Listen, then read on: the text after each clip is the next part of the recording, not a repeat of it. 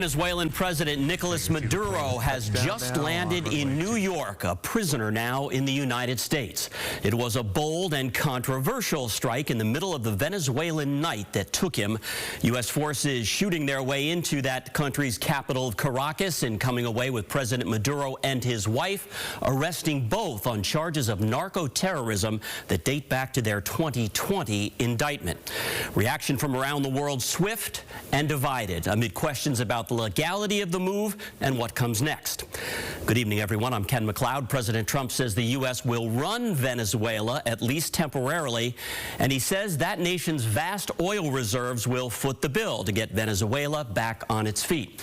We've got team coverage of this enormous story, including local demonstrations and the shutdown of airspace that has wreaked havoc on many people's vacation plans.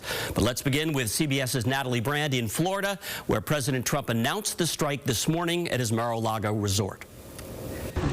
Nicolas Maduro and his wife arrived on U.S. soil Saturday evening, where they will face federal charges in New York related to drug trafficking and narco-terrorism.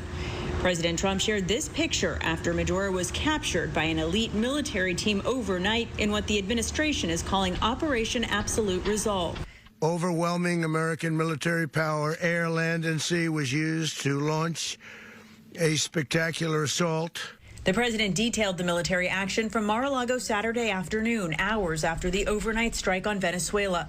The operation targeted military facilities and involved more than 150 U.S. aircraft and follows months of military buildup in the Caribbean. President Trump also says the U.S. will run the country until a safer and proper transition can occur, without specifying exactly how that will work. Well, you know, they always say boots on the ground. Oh, so we're not afraid of boots on the ground. Are you concerned that bad elements of the Maduro regime will remain in place?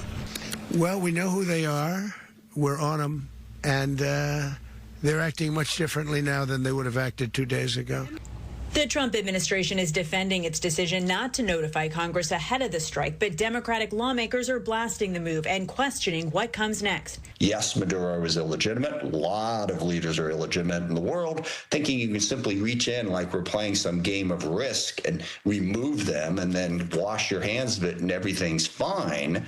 Well, we've learned that that's just not the way it plays out most of the time.